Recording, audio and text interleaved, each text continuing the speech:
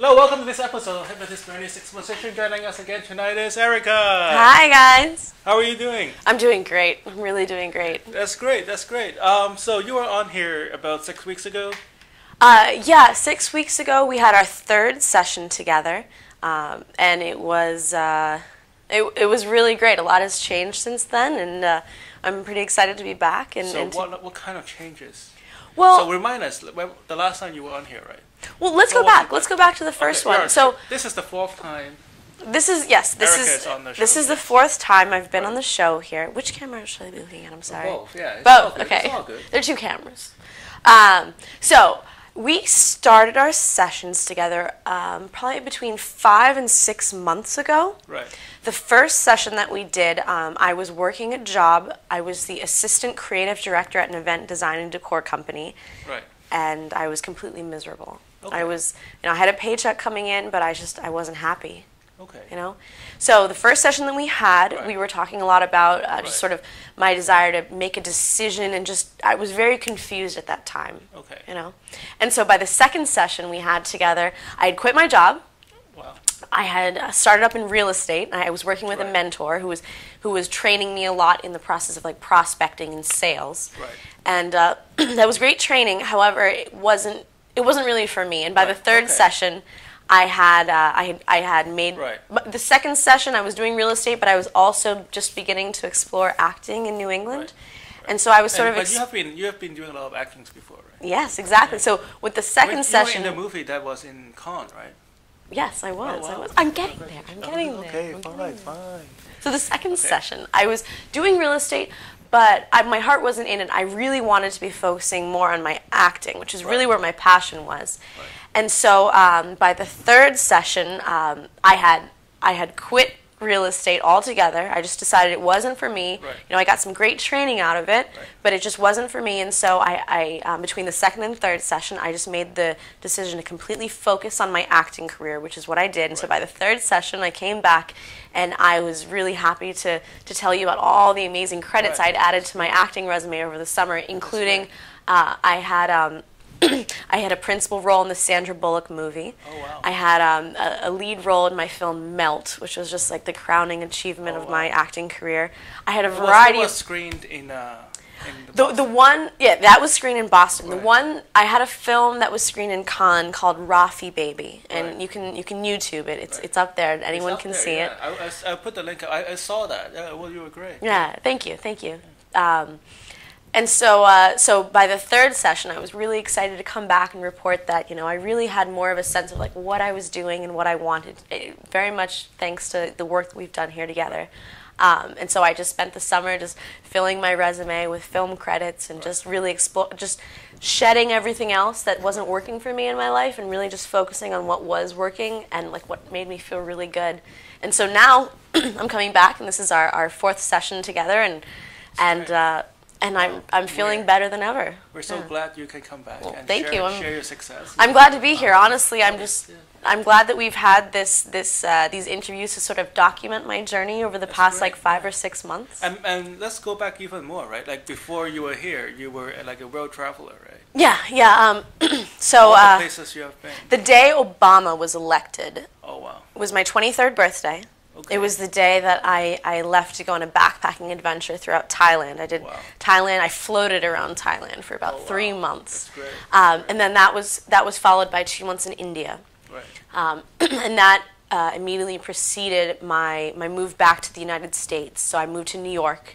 Right. So I was in New York for about a year, and then I moved to Los Angeles, and that's where I filmed Rafi Baby, which went to Cannes Film Festival. Oh, wow. And then after Los Angeles, I moved to Boston. And then it was funny, leaving Los Angeles and moving to Boston, my greatest heartache was that I felt that I wasn't going to be able to act anymore, and I sort of became resigned to this. And then I got a job. What was the spiritual signal that takes you from Los Angeles to Boston? Like, do you feel something that is attracting you? Suffering. Really? Explain, please. I can't get into all the details, but I had a relationship that didn't work. And so I had to leave Los Angeles, and I would have loved to stay in Los Angeles because I love California. However, I did not set myself up for success when I was out there, let's just say. Okay. So I had to come back to the East Coast, and I had no idea. Are you from the East Coast to start? It's hard to say where I'm from because, quickly, I grew up. Where did your spaceship land? my spaceship originally landed in Maryland. Okay. So I grew up in Maryland, Chicago, Washington, D.C., India, Paris, Singapore, New York, Los Angeles, and now Boston. I think I might be missing one or two in there. So what gravitates you to Boston? You know, it's funny because I remember when I was... Is that like a sign? I think it is. I think I'm sort of like destined to be here because I distinctly remember visiting Boston as a child with my mother and just feeling something very familiar about the city and very just like welcome, like you know that feeling when you come home. Right. I didn't understand as a child. I just knew there was something about the city that I really liked. Oh wow. I think I was always destined to be in Boston. Okay. And honestly, of all the different places I've been, Boston's my favorite. And, oh wow. And really, there's no place I'd rather be. To be quite honest, I love Boston. It's a European city. There's so much history here.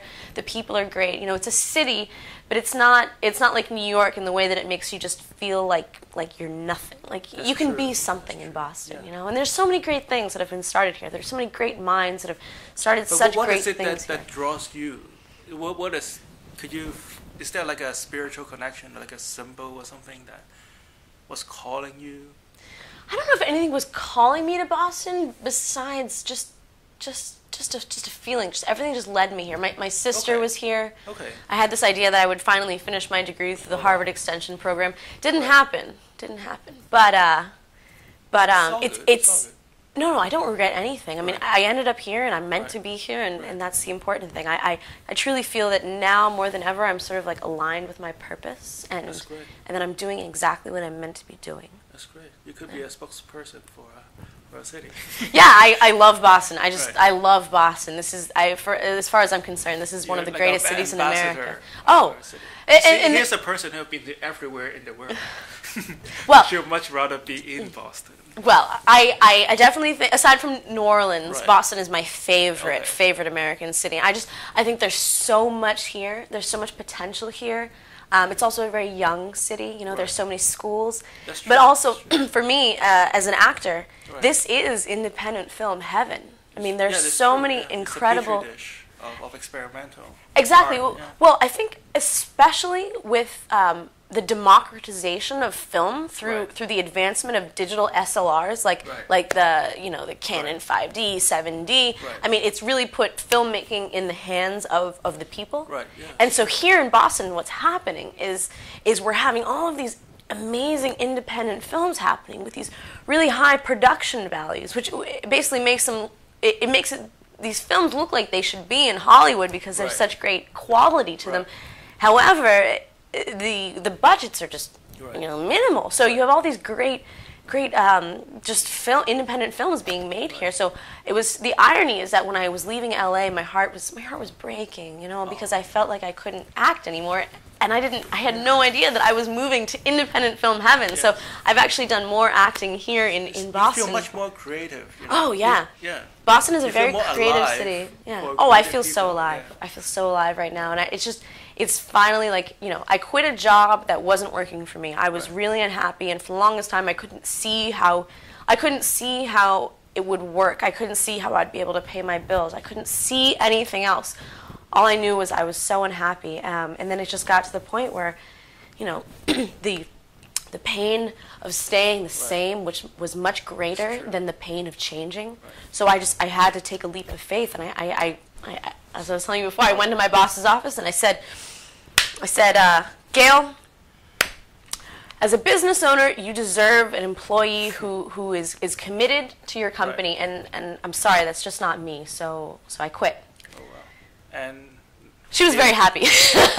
I wasn't a very good employee by that time because I was unhappy. Right. So I mean, if you don't have a happy employee, they're not going to be contributing much to the health and vitality of a business. So, And it was the best decision I ever made, because then I ended up having the greatest summer of my life, just making movies. I was in the Sandra Bullock movie. I was in Melt. I was in A Life Not to Follow. I was in Dark Minds. I mean, my resume just goes on and on and on at this point. It's almost...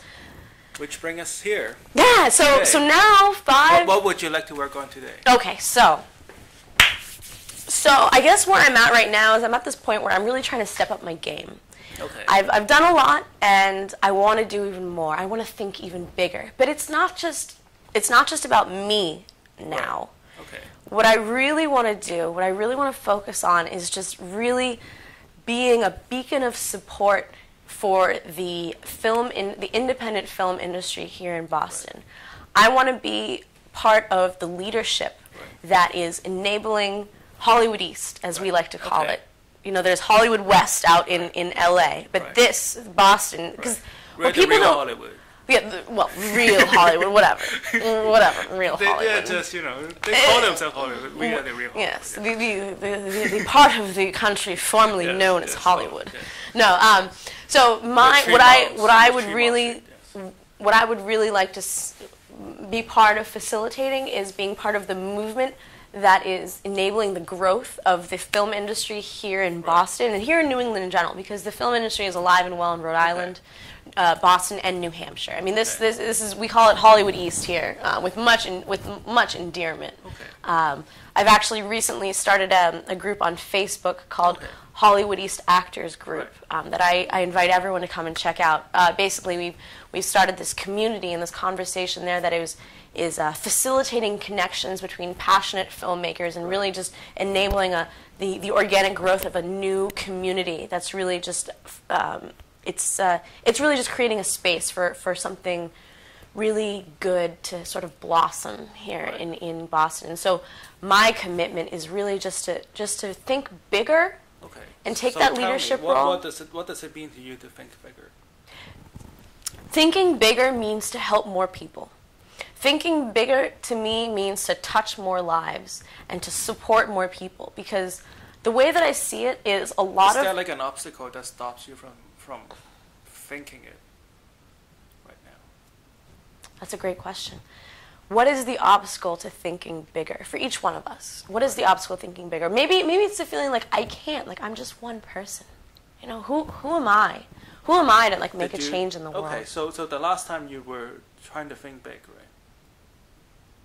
And well, give me a scenario when the last time you were trying to think big, and then you feel what kind of like negative emotion that would come across your mind.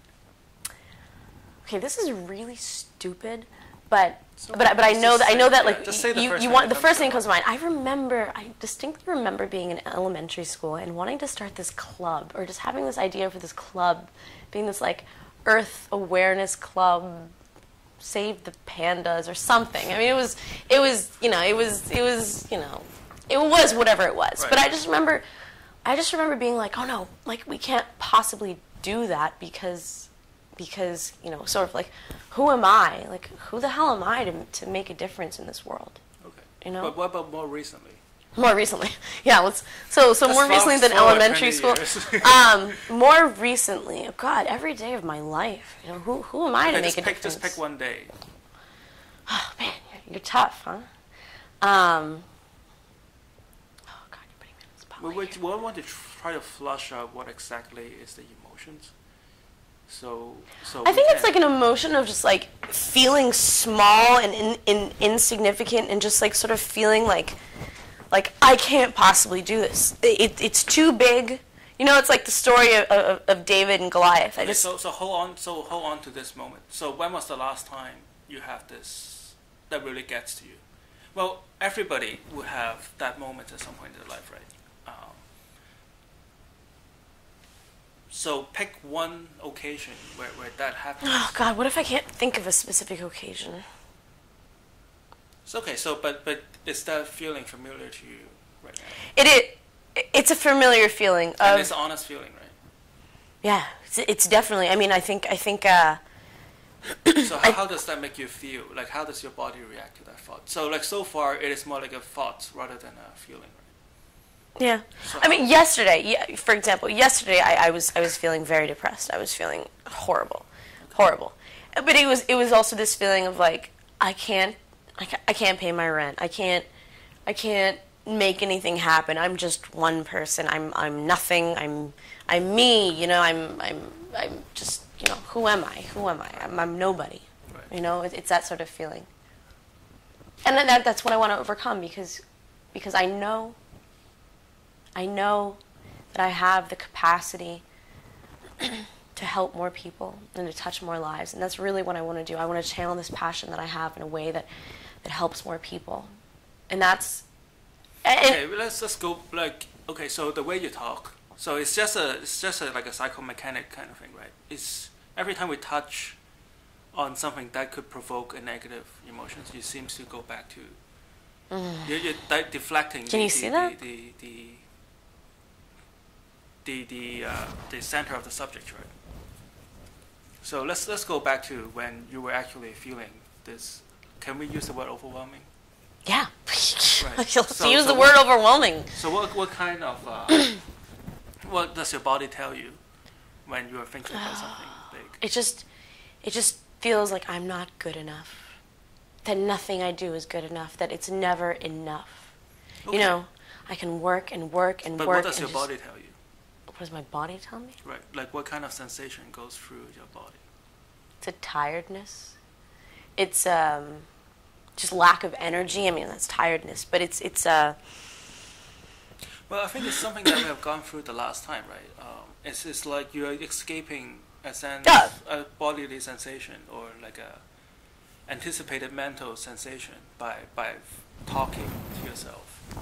By talking to in myself. order to not confront that emotion. I do talk a lot. Right. So let's go back to that point when you are thinking something big, and there was like a spark of, I guess, like disbelief that you can accomplish that, right? Oh God, every day of my life, spark of disbelief. So let's go back to that particular spark. What kind of emotions go through your body? What kind of emotions go through my body? What kind of sensation goes through your body? I get this sickening, I get this horrible feeling. Sometimes I wake up and I get this horrible feeling in my chest. It's like this burning anxiety. Describe the word anxiety. It's funny, just yesterday I was feeling it and I was trying to encourage myself to sort of describe it to myself. Okay. It's this frustration combined with disappointment. Okay. You know, disappointment in myself, that I haven't been able to do more, I haven't been able to facilitate more. Right. And it's really just sort of this disappointment. I hold myself to very high. I hold myself and the people around me to very high standards. And when I don't meet those standards, right. Of course I'm never meeting those standards. Well, you're doing this again. You're trying to rationalize. Thank you. The moment you kind of like the feeling is coming back, and then you try to use thought and. Is that a way of protecting myself? Right. Okay. Thank you for calling me on it. Right. So maybe we could confront that emotion. Yes. Because it's real, right?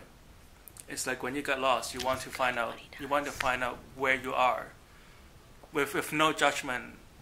The judgment. The judgment that is you impose so. yourself, right? The self-imposed judgment is so painful well, sometimes. Right. So, but you still have to confront where you are to find your way out of there, right?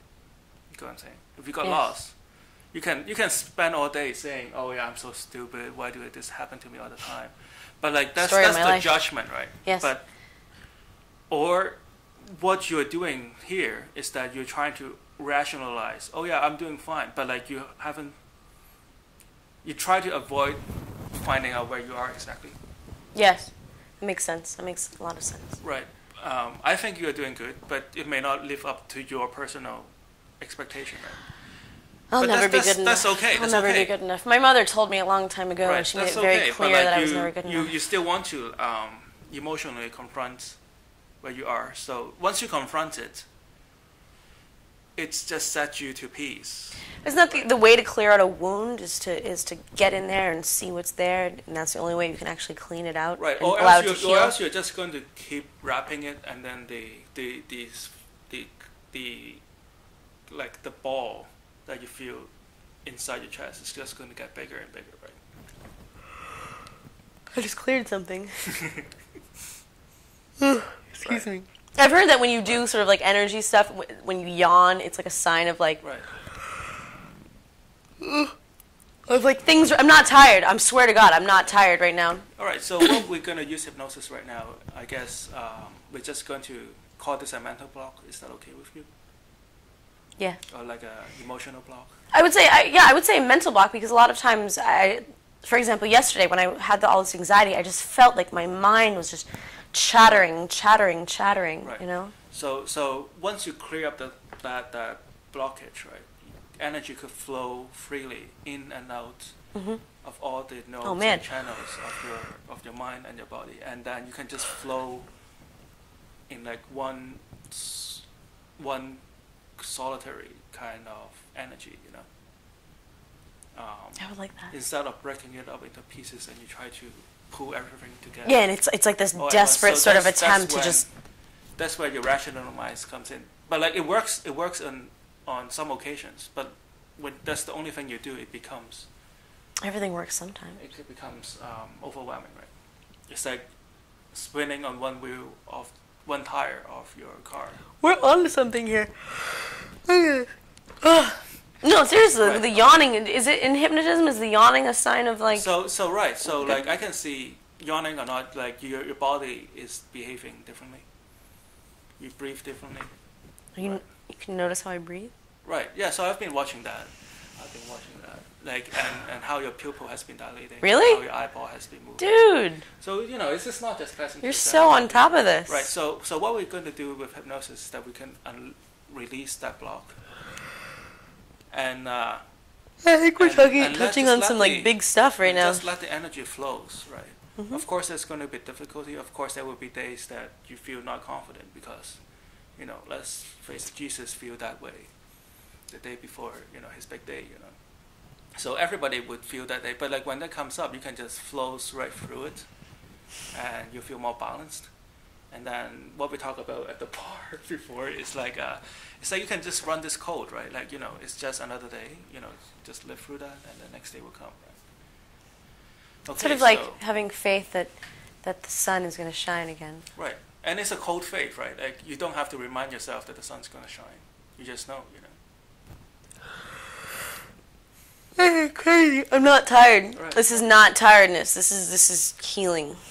All right, so why don't we just push the chair back a little bit, like right here. Is that good? That's good, that's good. I want you to just focus onto the center of my palm right here. So we're doing it now, huh? Okay. I'm going to count backwards from 3 to 1. When I reach number 1, I would just like you to close your eyes. It's okay if I yawn. Yes, it's fine. Just whatever natural that comes to you, just let it happen. I think we're onto something. So I'm going to count backwards from 3 to 1. When I reach number 1, I would just like you to close your eyes and just let your mind drift. Whatever color, shape, or images that flows before your mind, just let it happen and just follow it with your own unconscious mind. Or whatever scenario that could be projected onto your forehead. You can just allow whatever that is happening to happen. You don't have to make anything happen, but your unconscious mind will be able to just focus on whatever images, ideas, or sound that flows before your mind. 3, 2, 1, close your eyes.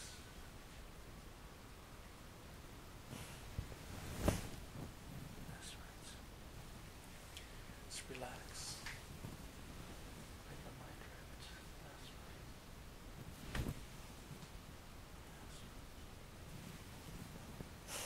Relax. Let go. And let your mind drift. That's right.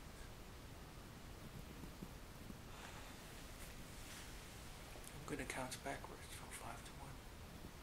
With each number I count, you find your body sinking twice as deep in the chair, your mind floating twice as far away into hypnosis.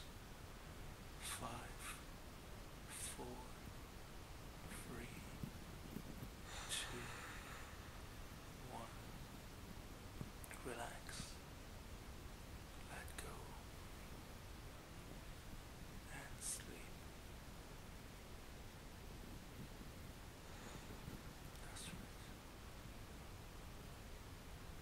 want you to use your unconscious mind to find all the negative emotions that is blocking your energy from flowing freely throughout your mind and throughout your body. It could be something that somebody has said in the past. It could be something that you've said to yourself in the past. Or it could be things that have not worked out exactly the way you wanted to work out. I want you to just use your unconscious mind to find all those negative blockages. It could be in your head, in your body, or in your fingers. Just let it go. And as it does, you feel a ton of brick has been lifted from your back. You feel lighter and happier in every way.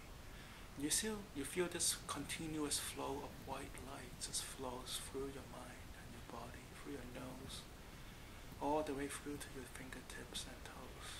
And you feel this energy continuously flows through you, on and on and on, forever and forever and forever. And from now on, when you feel the sense that you're about to come up with something big, you can just allow this continuous flow of energy to take you to newer height, taking you through confidence, taking you with a sense of purpose, motivation, and passion. I'm going to count from 1 to 10. When I reach number 10, I want you to come back to this room feeling great, feeling like you've just slept for the last 12 hours, full of life, full of energy, fully fresh. 1, 2, 3, 4, 5, 6, 7, 8, 9. Whenever you're ready, take a deep breath in. And 10. Welcome back. This is Hypnotist for Exposition. Join us next week, CCTV Channel 9. Thank you, guys.